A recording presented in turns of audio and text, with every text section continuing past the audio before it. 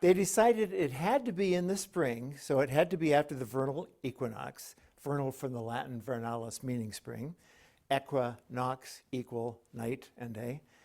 The other time they're equal is at the autumnal equinox, which is usually September 21st or 2nd. So Jesus' resurrection observance had to be in spring, they decided, which meant at or after March 21st. But the bishops wanted it to be fairly bright outside, even at night, to make it more convenient for traveling pilgrims. So they decided there had to be a full moon out, too. And of course, it had to be on a Sunday, because that was the day of the week they believed Jesus rose from the dead. So they made Easter fall on the first Sunday after the first full moon after the spring equinox. Sometimes that date comes as early as March 22nd, sometimes as late as April 25th, but it's always the first Sunday after the first full moon after the vernal equinox. Little known and less cared about facts from your guest minister. Interestingly, the word Easter itself is of pagan origin. It comes from the Teutonic Eostre, goddess of the dawn or goddess of the rising sun. In fact, our words east and eastern come from her name, since that's where the sun rises. Depending on the area and the language where Eostre was honored, her name is sometimes pronounced Eostre, Eostre, Astarte, Ishtar, and Esther. In Hebrew, it came out as Esther. She's the hero of the Jewish festival of Purim, but she's no longer a goddess in that story, but a queen. Most of the symbols we now associate with Easter were associated with this goddess. Easter eggs, for example, always been symbols of new life. And the practice of exchanging them goes back to the ancient Egyptians and Persians, who used to dye them with bright colors and give them as gifts in the spring. So eggs were one of Eostre's main symbols, and so were rabbits. Well, actually hares, because they're also good symbols of fertility. In fact, I used to have a Planned Parenthood t-shirt that had a bunch of rabbits on it, and I think the idea was, they know how to fertilize, but you got to watch yourself. Anyway, so next time you hear, "Here comes Peter Cottontail, hopping down the bunny trail, hippity hoppity, Easter's on its way," remember that it's part of Easter's origin. Some other common symbols of spring were lambs, which are also fertility symbols, but they became popular in the Christian world largely because of the Jewish spring festival of Passover, since Jesus came to be called the Passover Lamb, or Paschal Lamb. As a matter of fact, in many European countries, the name for Easter is Pasch, or Pasch, from the Jewish Paschal feast. Pasch derives from the Hebrew Pasach, which means to pass over. And of course, light, fire, candles, these two became Easter symbols because they're all associated with the sunlight that has finally taken over the dark. So from the fires that the Persians jump over on the first day of spring, Nowruz, even Muslim Persians do this, by the way, to the Paschal candle representing Jesus. So the word Easter and most of our Easter symbols are pagan in origin. And in fact, this is one reason why the English Parliament passed an ordinance in 1647 banning the observance of Easter. And Christmas too, of course, as pagan superstition. And it's also why Jehovah's Witnesses still don't celebrate Christmas or Easter. Now, I happen to like superstition, quote unquote. It's one of the reasons I like Christmas and Easter and UUism, but that's just me. The important thing to remember, though, is that nearly all cultures have celebrated the coming of spring. And since spring is when things come back to life, many cultures celebrated a god who died and was resurrected in the spring. The early Greeks had a female god, Persephone, called Proserpina by the Romans, who went down to the land of death during the winter, but came back to life in the spring. Which isn't that weird. Some people go to Florida or Arizona for the winter and are resurrected back in Wisconsin. Even some UUs I know. Anyway, according to the story, Persephone was the goddess of growing things, and she was beautiful. And Pluto, god of the underworld, that is, ruler of the land of death, fell in love with her and wanted to have her for his bride. He plotted secretly and abducted her to his kingdom, and while he was there, he tricked her into eating a pomegranate seed. You see, once you've eaten something in the land of death, you have to stay there, so she couldn't get out. Now, Persephone's mother was so upset about losing her daughter that she made a famine happen all over the world so people wouldn't have any fruits to offer the gods as sacrifices. She did that to get the other gods upset enough to rescue her daughter for her. They finally did, and they got Pluto to give Persephone up for 2/3 of the year. But the other 1/3 of the year, Persephone had to stay down in Hades. And that's why nothing much grows in the winter, because Persephone, the goddess of growing things, is down there in the underworld with Pluto, who was not just a dwarf planet or a cartoon friend of Mickey Mouse. But when Persephone comes back in the spring, everything grows again. And many of our ancestors celebrated her resurrection long before they ever heard of the resurrection of Jesus.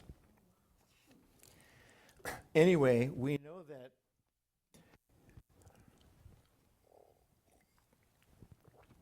that in the earliest centuries of the Christian era, in those areas where early Christians and pagans lived near each other, they sometimes quarreled about whose Easter was true.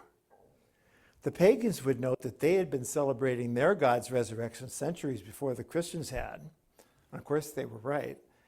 But the Christians would counter that, well, the devil had created false gods before Jesus' coming so as to confuse humanity. An early case of fake news.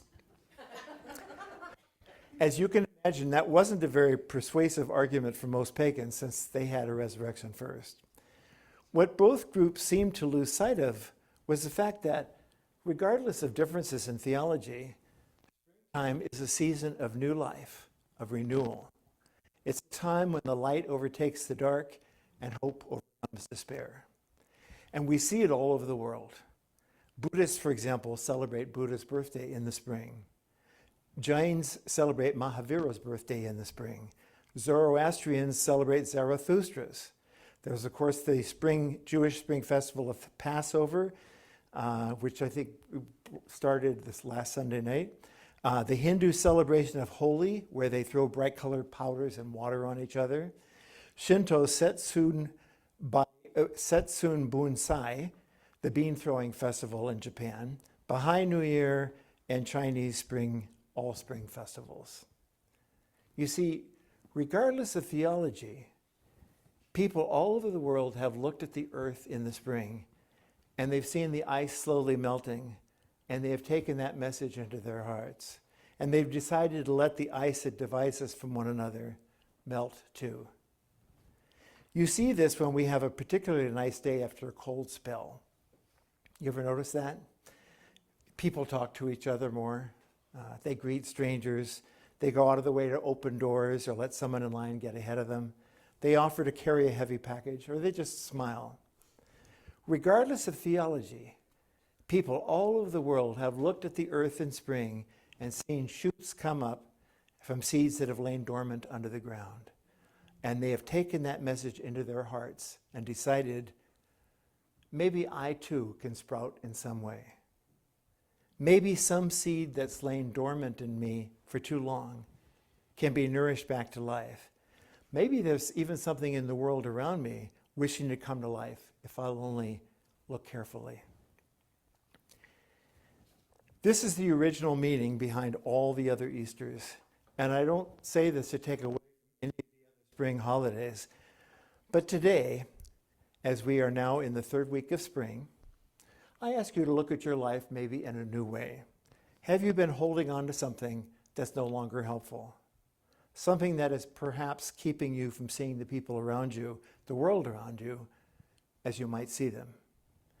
Some Buddhists say this should be a time of spring cleaning, not just of your home, but of your mind. An old Buddhist proverb puts it this way: which is more important, the dust in the corner of your house or the cobweb in your mind? I invite you to pick one aspect of your life, maybe one problem you've been dealing with, one way of seeing things that may no longer work for you, one habit that you've decided you no longer want to continue, whatever it is. Consider doing some spring cleaning. You don't have to decide right now what that might be, but let the idea percolate. And to help you do that, let me tell you a couple stories. One that happened to someone else and one that happened to me.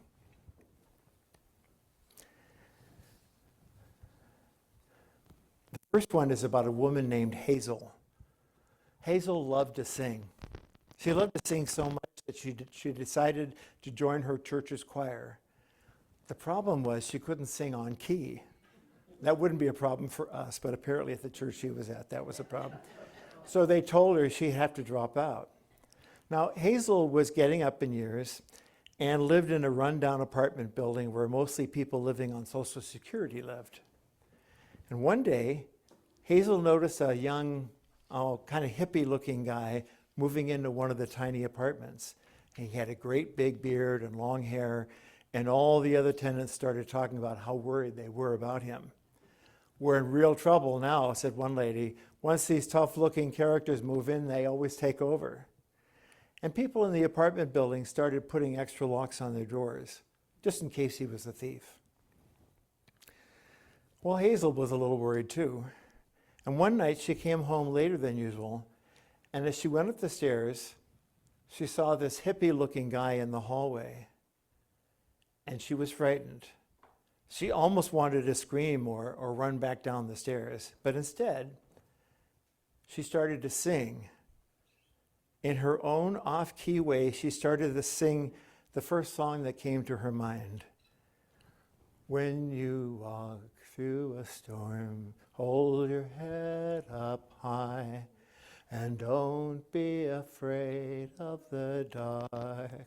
That's the only song she could remember, and she was so scared she just kept singing it. walk on with hope in your heart, and you'll never walk alone. And when she got to that part, she'd reached her apartment and she opened the door and went in and locked it. And she waited to see if she could hear anything outside, but she didn't, so she went to bed. The next morning, she saw a torn, crumpled note under her door. It was from that hippie-looking guy that everyone was afraid of. And it said, "I don't know who you are, but thank you for singing to me last night. I was ready to cash in, commit suicide, but then you started to sing, 'When you walk through a storm, hold your head up high, and you'll never walk alone.' And I want you to know that you saved my life. I'm going to another city where I know I can find the job I need. Thank you, and goodbye."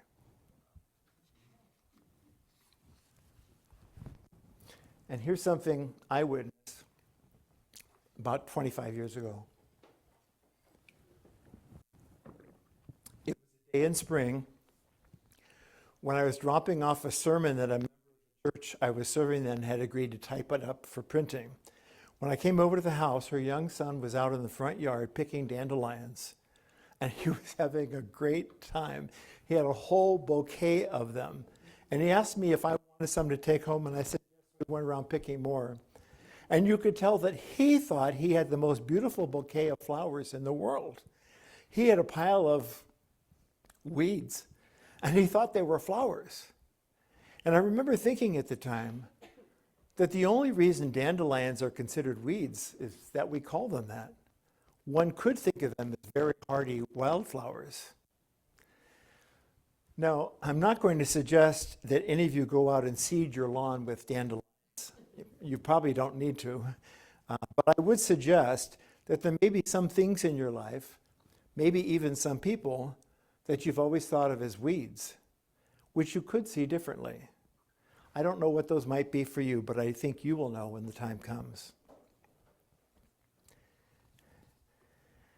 The last thing I want to say is that this spring thing sounds pretty nice, pretty pleasant. See the light within, nourish the seed that's lain dormant, watch it grow. How beautiful is that? Unfortunately, It's not always easy to do that. Or maybe it's fortunate that it's not so easy. Have any of you ever seen an egg hatch? Anyone? All right. I remember seeing it once long ago. If you ever watched an egg hatching, you'll know that it takes quite a while. But it looks fairly simple. I mean, you see the egg wiggle a little, and you hear some muffled pecking or scratching sounds inside, and then maybe a tiny crack appears, eventually a slightly bigger crack, and maybe even a tiny hole. But it usually takes hours, sometimes even a day or two, though it may look simple from the outside. You know, like you think this little creature inside is sort of leisurely opening up its shell. It's not like that from the bird's perspective. From the baby bird's perspective, it's a grueling experience. Here it's been inside its own little world, protected by its shell, and digesting the liquid food around it. Sweet life. But at some point, that food is gone, and the chick is getting hungry, and is feeling cramped and squeezed by this hard wall around it. So what can it do? It's being squeezed to death and starved to death, and it's becoming desperate. It's so distraught that it begins pecking away at the world around it until it gets some breathing room. In desperation, it eats at the shell surrounding it and starts squeezing through the cracks. And it may look cute from the outside, but it's not that way from the inside. And it takes hours. The chick pecks and pecks because it doesn't know what else to do, and it gets worn out and has to stop. But then it tries again, and gets worn out again, and even hungrier this time. But it's just too tired and has to quit for a while. And then it tries again. It's sort of like knocking your head against a wall, and it doesn't seem to do any good, but you don't know what else to do, so you keep doing it, and then you lay back exhausted, and then you do it again. And you keep doing it until you either break free from that shell or you kill yourself trying. Or as the British author C.S. Lewis once put it, you cannot go on indefinitely. You cannot go on indefinitely being just an ordinary decent egg. We must be hatched. That's what an Eostre experience really is. It's not just modifying your life a little, but breaking out of the mold you've been in. It's not so much change as transition or transformation. Your world implodes and you break free and you fall into a new world, the world outside your shell, and that's scary. And a part of you wishes you could just go back into the world you knew, but even now you realize you couldn't stay in that world. It was smothering you. You were desperate. You had to get out of that stifling relationship or that stifling job or career or the stifling role you had taken on that you couldn't keep on playing, or that stifling religion or worldview that was so comforting at one time that you just knew was too restrictive for who you now become. I don't know what your particular eggshell was or is. Maybe you feel you're still in one, or maybe you will in the future. But I do know from talking to many of you over these years, it's been a while that I've been coming here, that most of you have had that experience of breaking out of the world you knew, and it was no more graceful than a baby chick pecking through its shell, even though it might have looked graceful to people on the outside. I even think our country may be going through an experience like that right now. We seem to be squeezed behind a desperate shell that no longer works as a worldview. But my gosh, pecking away at it is so exhausting. And we don't know how long it'll take and what the future holds. We can't see the world on the other side or even know it's better. All we know is that we've got to keep pecking away, and we're feeling squeezed and cramped, and it's not pleasant, and it might not be for a while. But we're in this egg together, and we need to keep pecking away, because one day, don't know when it'll be, don't even know if I'll see it in my lifetime, but one day, people will look back at this time and be happy that we did not give up the struggle, and that we did not forsake our values and our vision. And whether we won or lost, future generations will look back and say, there lived a valiant people. They fought for what they believed in, and they didn't all live to see the fruits of the seeds they planted, but they planted anyway because they knew it was important to do. There lived a people who didn't see all their dreams come true, but knew it was important to dream anyway. There lived a people who were met with obstacles at every turn, but did not shy away from them. A people who were told their views didn't count and their cause would fail, so it'd be smarter to shut up, and they said no. There lived a people. And I'm looking at some of them now. And I so want them to know that it's important that they are here, engaging hands and hearts to end oppression, because whether we succeed at everything we try or not, it's important that we tried. I'm looking at them, and I know they'll crack open the egg or die trying. When you walk through the storm, hold your head up high, and don't be afraid of the dark.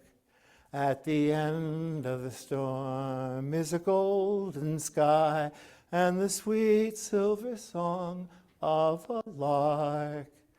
Walk on through the wind, walk on through the rain, though your dreams be tossed and blown. Walk on with hope in your heart, and you'll never walk alone. You'll never walk alone. I invite any comments you'd like to make or experiences.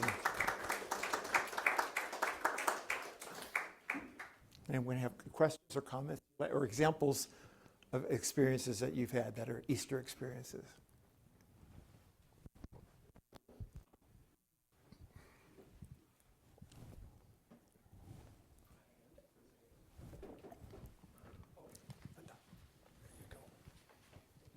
All I wanted to say was, I've always said there were two things I wanted to carry over from Christianity, and one of them was resurrection, and I think that's what you were talking about today, and the other is grace. Those two things. Resurrection and grace? Yep. Mm-hmm.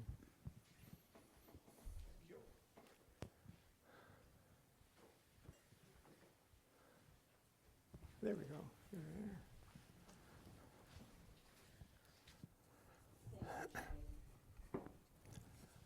The symbolism of the shell and what we've been feeling this last decade can get overwhelming. Mm-hmm. And so to give us that hope for maybe we won't see the change, but that it's down the road, that's really helpful. Thank you. Thank you. I'm reminded of Martin Luther King Jr. before he died saying, I've seen the promised land. I may not get there with you. And of course he didn't. We're still not there on that one. But it was important that we're headed there. I appreciate the science lesson with the egg and the perspective of how we think it's cute. The chick, poking its snout Right. or nose or beak out of its shell. But as you pointed out so eloquently, it's a struggle of life and death for the chick, and we don't see it that way. So the perspective was eye-opening. Thank you. Anyone else? All right. Would you join in singing the other hymn that's on one of those inserts, the Song of the Soul? We did sing it once before, so I think it will come back to you. But if it doesn't, don't worry. You'll finally catch on. Please rise in body or spirit and sing out a song of the soul. Open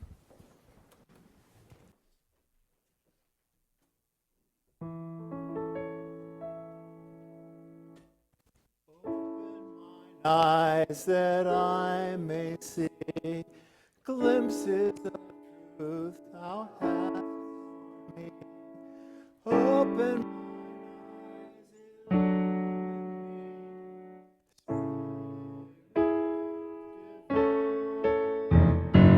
love of crying and sing in the